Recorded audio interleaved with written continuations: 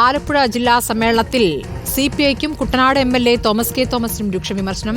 NCP മാത്രമല്ല സിപിഐയും ആളില്ലാത്ത പാർട്ടിയാണെന്നാണ് വിമർശനം. കുട്ടനാട്ടിൽ അഭിപ്രായ ഭിന്നതയുള്ളവരെ സിപിഐ അടർത്തിയെടുത്തുവെന്നും ആരോപണമുണ്ട്. കുട്ടനാട് എംഎൽഎ തെക്കും വടക്കും അറിയാത്ത ആളാണെന്നും വിമർശനമുയർന്നു. കുട്ടനാട് സീറ്റ് സിപിഎം ഏറ്റെടുക്കണമെന്നും ആവശ്യമുണ്ട്.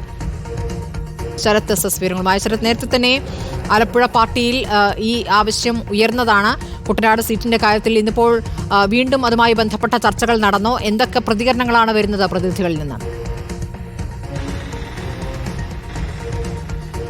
സ്മൃതി, പ്രധാനമായും ഇന്ന് കുട്ടനാട് സീറ്റ് സിപിഐഎം ഏറ്റെടുക്കണം എന്നൊരു ആവശ്യമാണ് ഇന്നിപ്പോൾ സമ്മേളനത്തിൽ പ്രധാനമായും വരുന്ന ഒരു ആവശ്യം. ഒപ്പം എംഎൽഎ തോമസ് കെ തോമസിനെതിരെ അതിരൂക്ഷ വിമർശനമാണ് വരുന്നത്.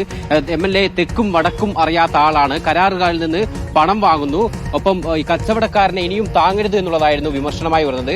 അതേപോലെ തന്നെ ഈ കുട്ടനാട് സീറ്റ് ഏറ്റെടുത്താൽ ഇത്തരത്തിൽ SNDP ഉൾപ്പെടെയുള്ള സംഘടനകളുടെ പിന്തുണയും കിട്ടുമെന്നും ഈ സമ്മേളനത്തിൽ പ്രതിനിധികൾ പറഞ്ഞു. നേരത്തെ തന്നെ വെള്ളാപ്പള്ളി നടേശൻ ഇതുമായി ബന്ധപ്പെട്ട് ലേഖനമുണ്ടായിരുന്നു. ആ ലേഖനത്തിൽ സീറ്റ് പാർട്ടി ഏറ്റെടുക്കണം, അതേപോലെ തന്നെ തോമസ് കെ തോമസിനെതിരെ അതിരൂക്ഷ വിമർശനമായിരുന്നു SNDP വെള്ളാപ്പള്ളി നടേശനും ഈ ലേഖനത്തിൽ പറഞ്ഞിട്ടുണ്ടായത്. ആ ലേഖനം കൂടി പറഞ്ഞുകൊണ്ട് തന്നെയാണ് എന്തായാലും ഇപ്പോൾ സിപിഐഎം പ്രതിനിധികളും, അതായത് കുട്ടനാട് തന്നെ ഏരിയ കമ്മിറ്റി പ്രതിനിധികളാണ് ഇക്കാര്യം ഇന്നിപ്പോൾ സമ്മേളനത്തിൽ അവതരിപ്പിക്കുകയും ചെയ്തത്. എന്തായാലും സീറ്റ് ഏറ്റെടുക്കണം എന്ന ആവശ്യം നേരത്തെ തന്നെ സജീവമായതാണ്.